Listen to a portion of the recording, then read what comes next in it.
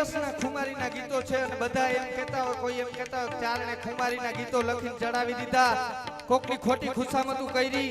ના ના ના ના ના, ઈ વાત ખોટી હો. એક એક્ઝામ્પલ આપું, કાયમના માટે દુરસાજી આધારનો તો મેં કાયમ દાખલો દીધો જ છે, પણ આજ એક દાખલો દઈ દઉં. ભોજરાજા પોતાની કચેરી ભરીને બેઠો છે. ખાસ વાતને સાંભળજો, ચારણો બેઠા છે એટલા માટે કહું છું.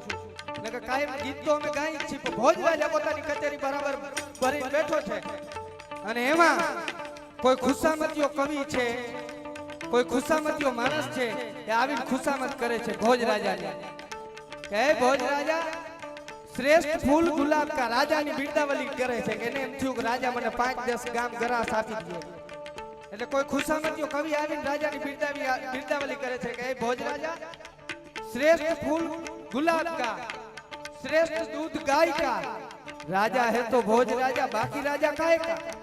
आ कोई खुशामतीओ आवी અને ભોજરાજાની કચેરીમાં ખુશામત કરતો તો બરાબર ચારણે આ વાત આખે આખી સાંભળવી કે કોઈ ખુશામતીએ ભોજરાજાની ખુશામત કરી છે. શ્રેષ્ઠ ફૂલ ગુલાબ કા, શ્રેષ્ઠ દૂધ ગાય કા, રાજા હે તો ભોજરાજા બાકી રાજા કાય કા. ચારણ સાંભળી ગયો એટલે ચારણથી રહેવાનું નહીં અને મહારાજને આવીને કીધું ભોજરાજા તમે કયો છો આ બધું કવિ બોલે છે, હવે મારાથી બોલાય નહીં પણ મારાથી સહન નથી, એટલે તો તમે કયો ચારણ, તમે કયો કવિરાજ. એટલે ચારણ તો કાયમ સાચું કહેવા વાળા, ગમે એને મોટા મોટ કહી દે એનું નામ ચારણ, ગમે એને મોટા મોટ કહી દે એનું નામ ચારણ. એટલે ચારણ આવીને કીધું કે આ વસ્તુ સાચી નથી. શ્રેષ્ઠ ફૂલ કપાસ કા, કપાસમાંથી લુગડા બને અને આખી દુનિયાનું ચામડું ડકાય, એનાથી શ્રેષ્ઠ ફૂલ હોય નહીં. શ્રેષ્ઠ ફૂલ કપાસ કા, શ્રેષ્ઠ દૂધ માં કા. જનેતાથી જનેતાના ધાવણની જે તાકાત છે, દાતારી જનેતાના ધાવણમાં આવે, ખુમારી જનેતાના ધાવણમાં આવે, આ બધું જનેતાના ધાવણની તાકાત છે. શ્રેષ્ઠ દૂધ માં કા, રાજા હે તો મેઘ રાજા ભોજરાજા કાય કા. ચારણ ખુશામત ન કરે, મોટા મોટ કહી દે.